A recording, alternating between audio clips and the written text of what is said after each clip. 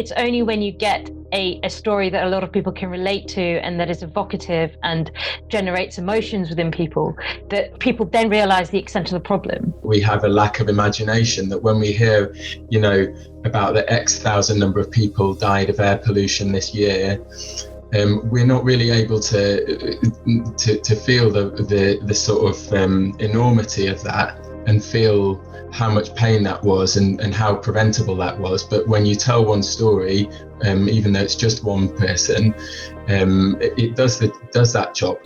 The inquest has shown that it's not just peaks of air pollution which sort of make air pollution unhealthy on those days.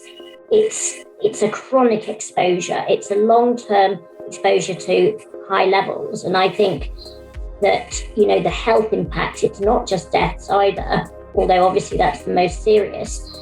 There are, it affects birth weight, it affects brain and organ development, it affects, mental health, and it affects every facet of life.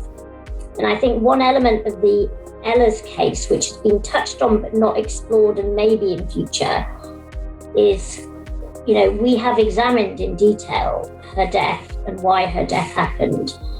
But also, there were 3 years of trying to save Ella's life, and the impact on her family, the day-to-day impact. I mean, she was an extremely serious case, but there are millions of people who are affected.